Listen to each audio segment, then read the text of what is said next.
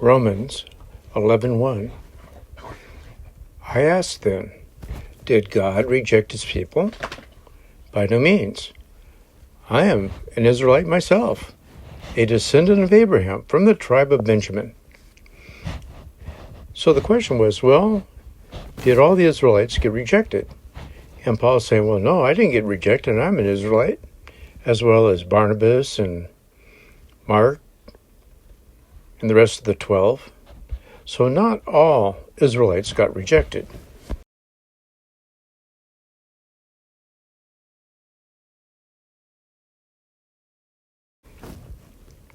Romans 11:2-4.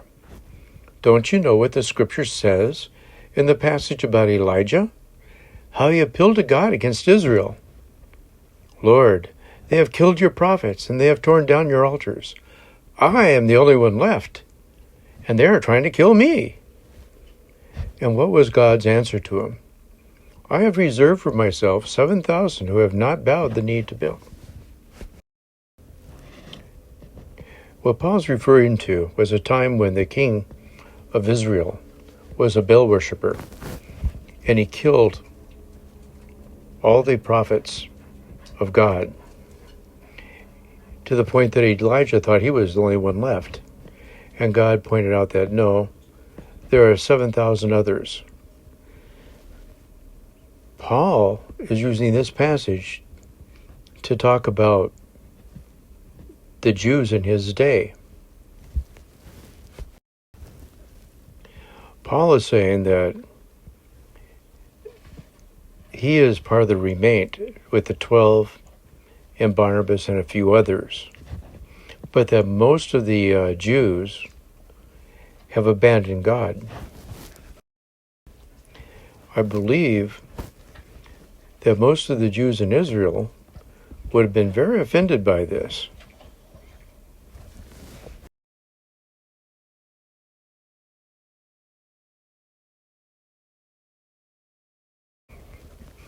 Remember, with Jesus, the Pharisees were very into the law. They studied the Bible. They memorized huge sections of it. They went to the synagogue every week. That's the equivalent of our going to church. They tried to obey the Bible. They prayed. And yet Paul was saying that really they were the same as the Baal worshippers.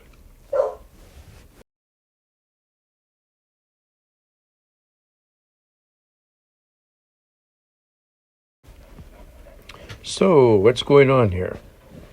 I think we get a clue in the Old Testament if we look at Isaiah 1:12-17. When you come to appear before me, who has asked this of you, this trampling of my courts? Stop bringing meaningless offerings. Your incense is detestable to me. New moon, Sabbath, convocations.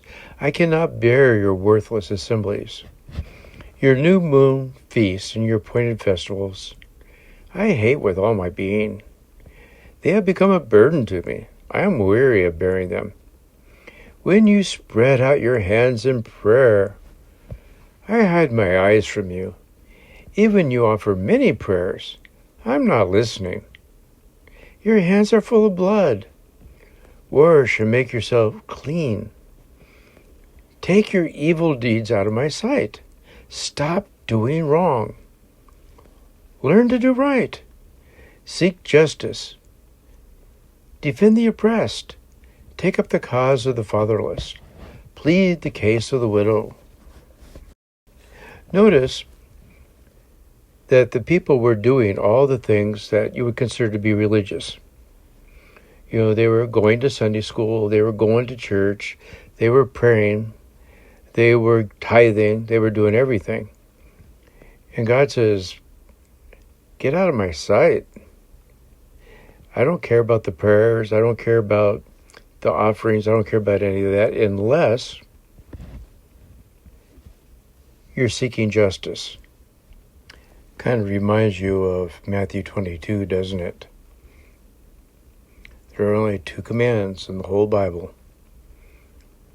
Love God and love your neighbor.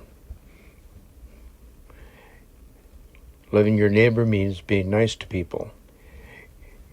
And I think what we're seeing here is part of loving your neighbor is trying to make sure that they receive justice.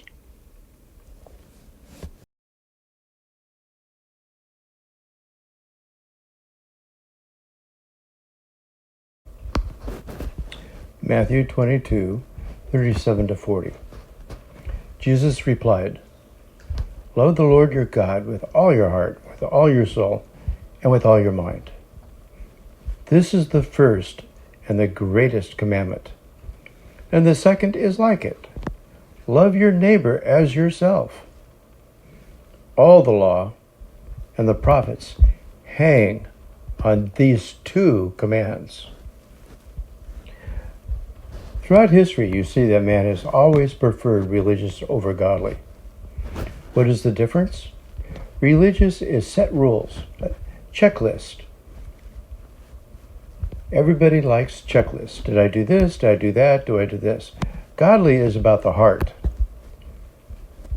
These two commandments are not checklist Christianity. They're about the heart. Loving God, loving your neighbor, being nice to people is more fluid. You have to look at every situation and say, what reflects love?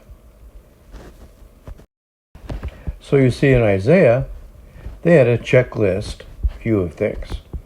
I pray, I tithe, I go to the temple, I do all the religious things. But do I love people? When they were seeing people being mistreated, they didn't care. When they saw people that were being treated unjustly, not my problem. When they saw people starving, not my problem. So they were religious, but they were not godly. The same was true in Jesus and Paul's time in the first century. You saw Jesus dealing with all the time. A man, he healed his hand on the Sabbath. And they were all upset. Well, that's the Sabbath. You broke that checklist. You're not supposed to do work on the Sabbath. There's a checkbox for that. But Jesus was not concerned about the checkbox. He was concerned about loving his neighbor and what was best for the man. Paul is saying that most Jews at his time period didn't love people. They were all concerned with the checklist. And he's saying that there's only a small remain that actually were following God's teaching, and that the most important things were loving God and loving your neighbor. When we talk about today, we talk about Christianity. But the problem is, Christianity reflects mankind. So when we talk about Christianity, most Christians really care about checklists. And the checklists don't really reflect these two commandments. It's a sin to have tattoos, piercings, smoking, drinking, length of your hair. All those are check boxes, but none of them really have anything to do with the two great laws. Surveys have shown most non-Christians, when they think of Christians, view them as hypocrites and judgmental. And the problem is, I think there's a lot of truth to that. When people think of Christians based upon the two commands, they should think of people who love other people. And that's not what we have going. Christians should be the ones that are out there trying to get justice for everybody. Trying to help people, not just in the church, but in our society. Christians should be the ones that are trying to make sure the laws are fair, that everybody's treated equally. And far too often we don't care. So the question is, who is part of the Remain today? Who would Paul would say is part of God's Remain?